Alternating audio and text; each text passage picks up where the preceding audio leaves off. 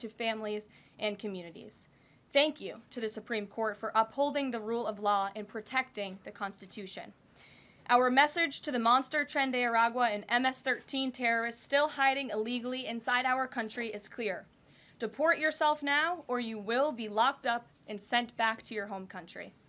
On another matter, the historic Liberation Day announcement last week by President Trump made it very clear that the era of American economic surrender is over. President Trump is no longer going to allow American workers and companies to be ripped off at the hands of foolish trade practices that shipped away millions of high-paying jobs and hollowed out communities across the country. It's America first, all the way. And despite fear-mongering by the media, the world is clearly responding to President Trump's approach. Just yesterday, President Trump held a bilateral meeting with Israeli Prime Minister Benjamin Netanyahu here at the White House. The Prime Minister pledged to immediately eliminate America's trade deficit with Israel and remove their trade barriers. Israel's proactive approach should serve as a model for the rest of the world. Also yesterday, the President spoke with Japan's Prime Minister, who wants to negotiate as well. The President also spoke to the acting President of South Korea this morning. He has tasked Secretary Bessent and U.S. Trade Representative Jamieson Greer to lead these talks.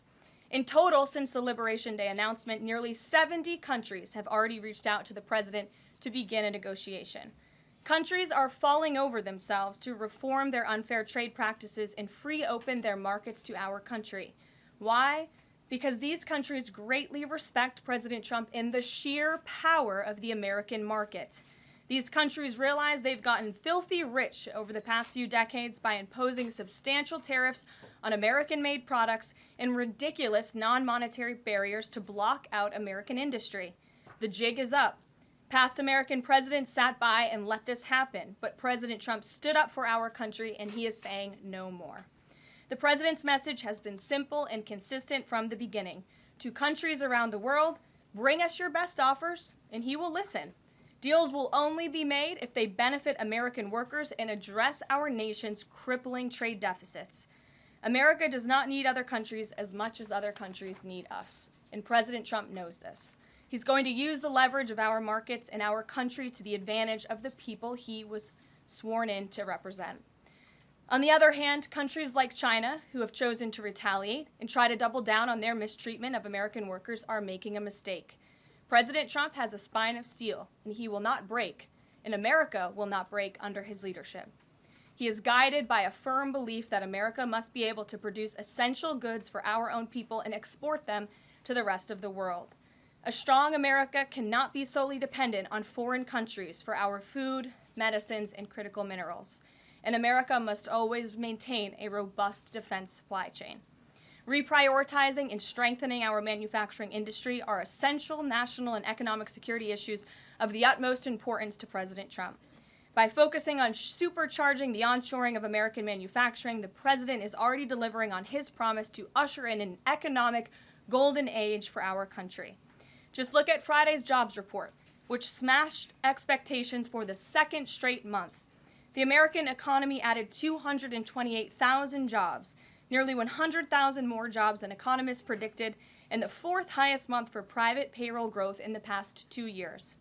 There was also a sharp increase in transportation, construction, and warehousing employment.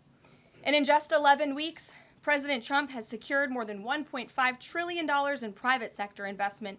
This is $500 billion more than Joe Biden secured in his entire term.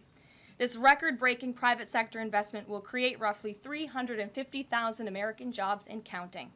If you add up all of the investment pledges from foreign governments, President Trump has secured an incredible $5 trillion in total investments already. In the months ahead, President Trump's pro-growth economic agenda will be fully realized. The largest deregulatory effort in American history is underway. Unnecessary, burdensome, costly red tape is being eliminated by this entire federal government every day, driving down costs and massively boosting small businesses. So far, President Trump's deregulation effort has already saved Americans more than $180 billion, equivalent to $2,100 per family of 4. The president's drill baby drill energy agenda, which he will discuss later this evening in the East Room, is capitalizing on the abundance of natural resources under our feet to generate more affordable electricity, cheap gas, and quality new jobs. All of this will combine to end the Biden-imposed cost of living crisis that's absolutely crushed American families. Under President Trump, the American energy industry will lead the globe over the next century, delivering lower prices and significantly strengthening our country's economic position. At the president's direction, Republicans in Congress are working quickly to pass one big, beautiful bill, which will also include the largest tax cut in American history.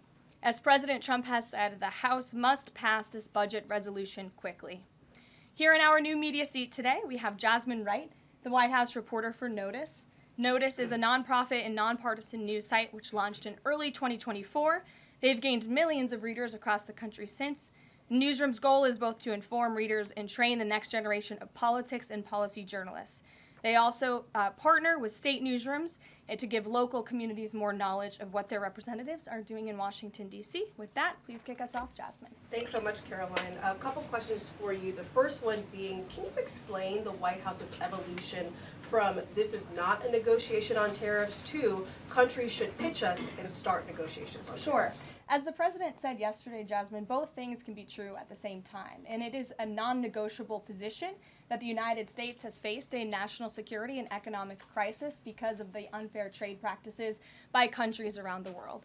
As for the president, I have maintained this position. The entire administration has always said that President Trump is willing to pick up the phone and talk. And the president met with his trade team this morning, and he directed them to have tailor-made trade deals with each and every country that calls up this administration to strike a deal and listen. And each and every one of these trade deals should be tailored and unique based on that country's markets, based on that country's exports, the imports here in the United States of America. What makes the most sense for the American worker and for our industry? The president is focused on putting America first. So was the evolution not factored in or determined by kind of the tumult in the stock market? Was that not a part of the consideration to start making these negotiations and deals? Again, I would reject that there was an evolution. On day one, we had said that the president will always pick up the phone for other nations and other companies that call this administration. The president always has a listening ear, and it's a non-negotiable fact that America has faced a national security and economic crisis for many decades, and President Trump is just the first to address this. And then my last question, how will negotiations change how much revenue the White House is planning to make from the tariffs? Well, that has yet to be seen, but as the president said, the reciprocal tariffs, which will continue to go in effect as these deals are negotiated and ongoing, will generate trillions of dollars in revenue to the United States. And this is twofold. The president wants to onshore jobs here to the United States of America. He wants to boost our manufacturing industry. He also wants to tackle these crippling deficits with almost every single country around the world. Jackie. Thanks, Caroline. The Treasury Secretary, Scott Bessent, warned that some of these negotiations might take up to months, that we could be doing this through April, May, and into June. And then you had Kevin Hassett say it's going to take a lot for the president to put his signature on the line because he wants to make sure there's a good deal for America. Is the president operating on any sort of a timeline or deadline where he wants this completed by? Well, we always move at Trump speed here at the White House, which is incredibly fast. I know you all know that from covering this White House day to day. The president likes to get things done, but he's very much focused on ensuring that these deals are good for the American worker, they are good for American manufacturing, and again, that they tackle these crippling deficits with these countries. All options are on the table for each country, but again, these are going to be tailor-made deals. They are not going to be off-the-rack deals, as the president has called it, and he has directed his entire trade team to be part of this effort. So that includes Secretary Bessent and our National Economic Director, Kevin Hassett. It also includes Secretary Lutnick, Peter Navarro, the entire trade team, Jamison Greer, who was on the Hill today. Everybody who was involved in this incredible, fair, reciprocal trade agenda will continue to be involved in negotiating these deals. And then yesterday, Goldman Sachs put out a research note. It put the odds of a recession at 45% within the next 12 months, up from 35%. But Peter Navarro guaranteed last night no recession. Does the president agree with him on that? I know that the president in the past has been leery of making definitive statements on that. I can speak for the president, and I can speak for the optimism that he sees in our economy every day. Again, when you talk about the massive deregulatory efforts that are happening across the board, when you talk about how oil prices are down, gas prices are down, egg prices are down. We're cutting costs for the American worker, for the American consumer. We also see trillions of dollars of investments pouring into this country every day, and we're working hard now on the tariff side of the president's economic agenda. But don't forget, the next side of this is tax cuts, and we're counting on Capitol Hill to get those done, the largest tax cuts in history. Does that mean that without those tax cuts coming through, that the likelihood of a recession is greater? No, that's not what I said. I'm just saying be mindful of the whole of government economic approach that this administration is taking every day. Sure. Go ahead. Thank you, Caroline. You just said that one of the reasons these tariffs are going into effect is that some countries have been ripping off the United States, but some of the tariffs target countries like Madagascar, Bangladesh, with very high levels of poverty. So can you explain how the president wants to correct the deficit with those countries? Is there a plan, for example, to onshore the textile industry that these countries are known because, and, you know, just like, can you be specific about those like low income countries? Well, first of all, the reciprocal tariff rates that were implemented by country were focused on the monetary tariff that those countries have imposed on the United States, but also the non-monetary tariff barriers and the regulations, if you will, that have been put into effect over the years, making it harder for America to export to these countries. These were very carefully crafted numbers. There was also a 10% baseline tariff across the board, as well, as you know. Moving forward, the president will talk to any country that picks up the phone to call, and I can tell you the phones have been ringing off the hook, wanting to talk to this administration, this president, and his trade team to try to strike a deal. And it's because the world knows that they need the United States of America. They need our markets. They need our consumer. The president has a lot of leverage on his side because he has the best economy and the best country in the world that he leads, and he knows that. And it's about dang time we finally have a president who uses that economic leverage to benefit American workers. And that's what the president is trying to do. Maggie. Caroline, thanks. Does the president endorse something that Howard Lutnick said on television this weekend, which was that the army of millions and millions of human beings screwing in little screws to make iPhones, that kind of thing is going to be moving to the U.S.? Is that how the president envisions manufacturing shifting?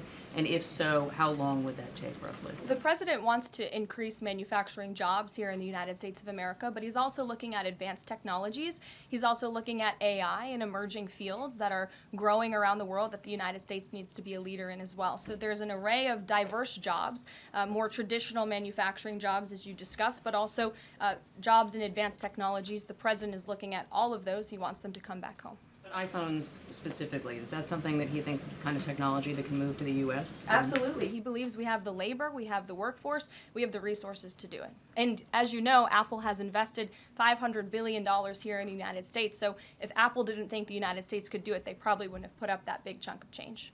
Elena. Hi, Caroline. It's clear the president has gotten the world's attention with these tariffs.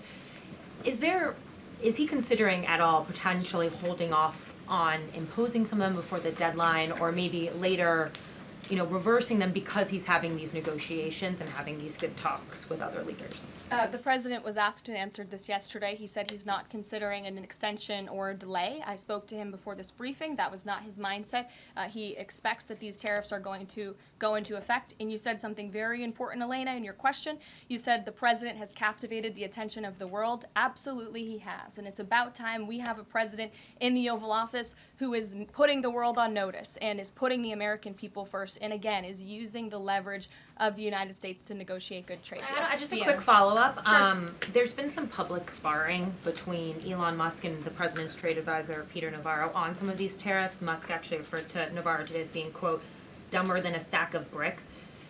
Are you at all, or is the administration, the president, all concerned that this is maybe impacting the public's understanding of these tariffs? It might be messing with the message on it? No, look, these are obviously two individuals who have very different views on trade and on tariffs. Boys will be boys, and we will let their public sparring continue. And you guys should all be very grateful that we have the most transparent administration in history. And I think it also speaks to the president's willingness to hear from all sides, that he has people at the highest levels of this government in this White House who have very diverse opinions on very diverse issues, but the president takes all opinions in mind, and then he makes the best decision based on the best interests of the American public. Deanna. Thanks, Caroline. On Truth Social today, Trump was talking about one-stop shopping talks with foreign leaders, bringing leaders to the U.S., to Washington, and talking to them about tariffs, but also other topics. So is that part of his strategy to bring the leaders to Washington and trying to get deals, outside of tariffs on foreign policy issues as well? I think the president, again, is going to have a custom, tailor-made approach to each and every country. And if that means discussions of foreign aid, of our military presence in these countries, how those troops are paid for, come to the table, that could be part of the negotiation in these economic negotiations. But it's the president's economic team who will be leading these. These are tariff and trade negotiations. And yes, they will be one-stop shopping for each and every country. They will be, as the president said again, tailor-made, not off the rack to each and every country based on America's needs. And can you Caroline, confirm? hey, how are you? Thank you so Good. much, Carol from Lynn's LTV. So President Trump has designated Tren de Aragua as a foreign terrorist organization and deported its members while also moving to restrict Venezuela's oil exports. Is the administration preparing additional military or economic actions against Venezuela and the Maduro regime? And my second question is about Supreme Court Justice Amy Coney Barrett. Is the administration have a comment on her decision to go with the liberals and go actually with the Tren de Araguas? This is the same justice that actually sided against January 6th hostages last year. So is the administration have a comment? Are they disappointed in Supreme Court Justice Amy Coney Barrett? To your first question, I don't have any actions to read out in terms of Venezuela. The president has imposed secondary tariffs on the Maduro regime and on Venezuela in the form of oil, which is obviously going to have a crippling effect on the Maduro regime, and that's the intended effect of this administration. As for the justice you mentioned, as for the Supreme Court, we've made our feelings very clear. We believe this was a massive victory. Certainly, we wish this was a 9-0 decision because we firmly believe that the president was well within his constitutional authority, and the Supreme Court made that very clear last night, and they put Judge Boasberg in his place. We called on the Supreme Court to rein in these judges who are acting as judicial activists, not real arbiters of the truth and the law, and that's exactly what we saw the Supreme Court do yesterday. Christian. Thanks, Caroline. Now that the president's reciprocal tariffs are here, going into effect tomorrow, what's the status of the ERS? When will they actually start collecting revenue? And will that be nested under CBP or somewhere else entirely? It's something Secretary Lutnick has taken up, so I defer you to the Department of Commerce, but it's something that he and the president believe quite strongly in, and it's a promise that they intend to keep to the American people. Real quickly, can you explain why the president opted to send Secretary Hegseth to the dignified transfer last week instead of attending himself? Sure. The Secretary Hegseth was there to represent the administration. The president has expressed his condolences to these families, as have I from this podium. Shelby. Thank you. The president's trade representative this morning told senators that the president does not intend on carving out exemptions for products and companies when it comes to tariffs. But would the administration consider changing that stance should bankruptcies begin among U.S. companies who are dependent on China trade? I won't get ahead of the president on any exemptions or his decision on that. I will leave that to him. But again, we're looking at this country by country and based on the needs of the American people and the American workforce. And one more, can you walk us through how this specific tariff plan was decided on and which advisor came up with it? The reciprocal tariff plan? Yes. It was a plan that was discussed by the president's entire trade team over the course of many, many meetings, and the president ultimately decided on which way to go. A few proposals were given to the president. There was debate and discussion, and the president made his decision, and as you've seen very publicly, the entire trade team is on board with this plan and the negotiations that will ensue because of it. Sure. Caroline, on Iran, and given what's going to be happening on Saturday, what exactly is the current administration doing to stop Iran's funding of terrorist aggression worldwide that the previous administration wasn't doing? Well, first of all, when it comes to Saturday, I won't get ahead of the president. He has said there will be direct talks with Iran on Saturday. I won't further any details from this podium for obvious reasons, security reasons. It will, provide an update as we always have. However, when it comes to Iran, the president has reimposed crippling sanctions on the Iranian regime, and he's made it very clear to Iran they have a choice to make. You can strike a deal with the president, you can negotiate, or there will be hell to pay. And as the president said yesterday, if they don't choose to move forward with diplomacy and a deal, which is the direction we do see them headed in, there will be grave consequences to pay. To the back row. Thanks, Caroline. On the president's threat yesterday on social media to increase tariffs against China by an additional 50% in response to their retaliation, has he signed anything in terms of an executive order, any documentation around that? Will that additional 50% go into effect tomorrow? They will be going into effect at 12:01 a.m. tonight, so effectively tomorrow, yes. Work on that today? Of course, as always. To the gentleman in front of you, because that's who I originally called on. Go ahead. Over the weekend, President Trump said that he would be willing to have U.S. citizens deported to El Salvador with the cooperation of President Bukele. How would that work legally, and how many people would potentially be available for that operation? So the president has discussed this idea quite a few times publicly. He's also discussed it privately. You're referring to the president's idea for American citizens to potentially be deported. These would be heinous, violent criminals who have broken our nation's laws repeatedly, and these are violent, repeat offenders in American streets. The president has said, if it's legal, right? If there is a legal pathway to do that, he's not sure. We are not sure if there is. It's an idea that he has simply floated and has discussed very publicly as in the effort of transparency. Reagan. Thank you, Caroline. There's been more reporting coming out now about President Biden's decline while in the White House. Is the White House considering releasing the audio of Biden's interview with Special Counsel Robert Hur to the public, which the former president had previously blocked? I don't have an update on that, but I can certainly check. I think the American people would be quite interested to hear that tape, but I'll double check on the release of it. Thank you. Michael. Thank you, Caroline. On Saturday, during meetings with Iran, President Trump says high-level officials will be meeting directly with Iranian officials. We're hearing some pushback from Iran now saying those talks will be indirect. Can you clarify? They will be direct talks on Saturday, and I won't get ahead of the president on any further details. Jennifer. Yeah, two things. On the Israel tariffs, can you give us an update on the discussion on relaxing those tariffs? And then I had another question about the Doge team after that. That discussion is ongoing. I don't have any definitive details to iron out for you here. And then the president on Thursday told us that there was an incredible discovery that the Doge team had made. He called it horrible and incredible. Can you reveal that yet? Give us details on what it was about? There has been a discovery. I hate to leave you hanging on a cliff, but I don't want to get ahead of the president on that. But I can confirm there has been a discovery. It's just not quite yet ready for release. Sure. Go ahead. Caroline, thank you. I was calling on the young lady behind you, but I'll come to you after, Ed. All right. Not discriminating here. The president's meeting today with House Republicans. Can you say who is in that meeting and his message to Republicans that are skeptical of the Senate-passed budget framework? Sure. The president will be meeting with Republican lawmakers today here at the White House to talk to them about the framework that the Senate passed. The president was very quick to put out a statement about his support for the reconciliation package that the Senate passed, and he is counting on House Republicans to pass it.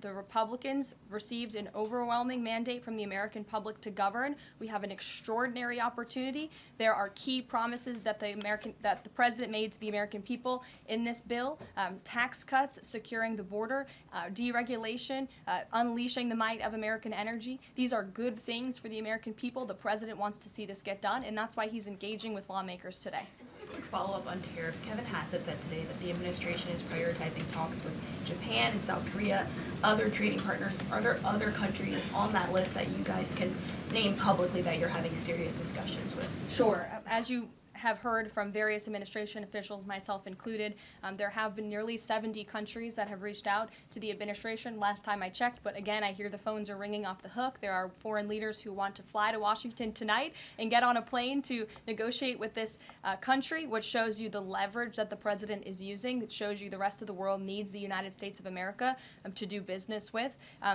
Israel, obviously, yesterday you heard a public statement from Prime Minister Netanyahu. The president has detailed his calls with the leaders of Japan and South Korea. We are going to prioritize our allies and our partners around the world first when it comes to these negotiations, and the trade team will be divvying them up again to make tailor-made trade deals around the world. Ed, go ahead. As promised. Yes, thank you. You mentioned the 70 countries or so. I'm curious, though, under what conditions at this point would President Trump talk to President Xi about tariffs? Well, look, I just spoke to the president about this, and he believes that China wants to make a deal with the United States. He believes China has to make a deal with the United States. It was a mistake for China to retaliate. The president, when America is punched, he punches back harder. That's why there will be 104% tariffs going into effect on China tonight at midnight. But the president believes that Xi and China want to make a deal. They just don't know how to get that started. And the president also wanted me to tell all of you that if China reaches out to make a deal, he'll be incredibly gracious, but he's going to do what's best for the American people. So China has to call first? The Chinese want to make a deal. They just don't know how to do it. But the president will be implementing these 104% tariffs on China tonight. And under what conditions might he consider lowering tariffs on China at this point? It would be imprudent of me to tell you those conditions here from the podium. Sure, Gabe. Thanks, Caroline. With regards to the Supreme Court ruling on the Alien Enemies Act, you're right, it was a win for the administration, but the justices also said that deportees are entitled to due process.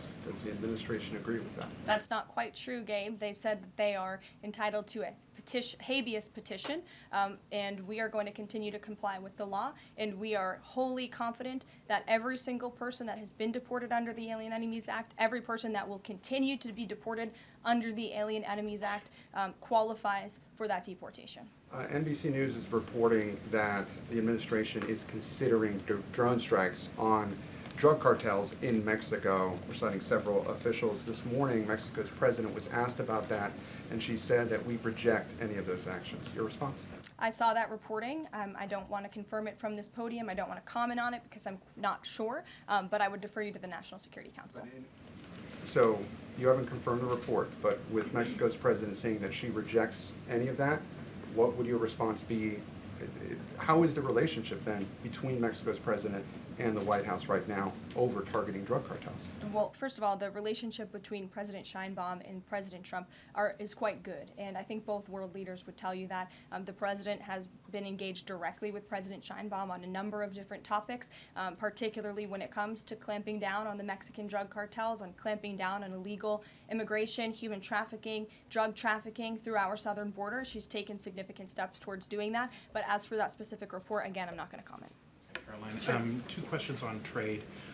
First, as a part of these negotiations, is it possible for countries to lower their tariffs below that 10% a bare minimum that's been set? Again, I'll leave that to the president to make those determinations, but I can tell you that 10% universal baseline will go into effect as these negotiations are ongoing. Got it. And then what is your thinking just as far as low labor cost countries? Like if you've got a country like Vietnam that wants to negotiate, but obviously they have some advantages in terms of trade, in terms of the people there are not paid as much as American citizens.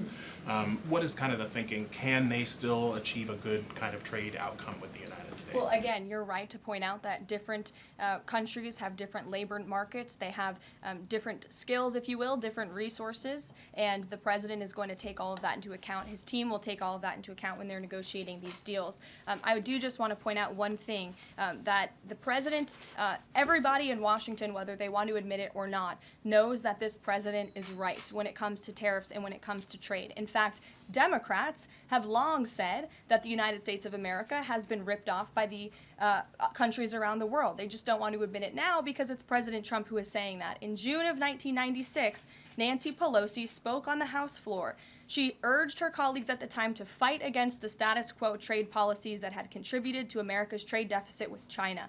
In fact, Nancy Pelosi said, "How far does China have to go? How much more repression? How big a trade deficit? How many jobs have to be lost for the American workers? How much dangerous proliferation has to exist before members of this House of Representatives will say, 'I will not endorse the status quo'?" Those are the words of Nancy Pelosi in 1996. Well, President Trump is finally answering her call 27 years later. Nancy Pelosi can thank President Trump today for the 104% retaliatory tariff that will be going into effect on China. In 2007, Chuck Schumer spoke of our nation's crippling trade deficit, saying these are the kinds of records the American people don't want us to be breaking. The administration needs to move beyond words, take action now to reverse a trend that threatens our prospects for future economic growth. And Chuck Schumer said that in 2007. Finally, in 2025, President Trump is taking action. Recently defeated Democrat Sherrod Brown said on deficits in 2012 that our deficit then at China had reached an all-time high, and it was on pace to recede last year's record. The trade deficit had cost American workers millions of jobs at the time. These are the words of Democrats years ago. It is about time America finally has a president who is taking action to restore those millions of jobs back to the United States of America to boost our manufacturing industry. He's doing what's right for the American people. It will take a lot of labor. It will take a lot of effort. But that's exactly what the American people elected this president to do. He will be talking about our energy agenda at 3 o'clock today over in the East Room, as you all know. He will be signing a bill to unleash the might of our beautiful, clean coal industry in this country, which is a reliable energy source also for AI. There's a great story in Bloomberg today, actually, about the executive order that will be signed later. So we'll see you all there. I'll let the president speak more. We'll see you later. Thanks, guys.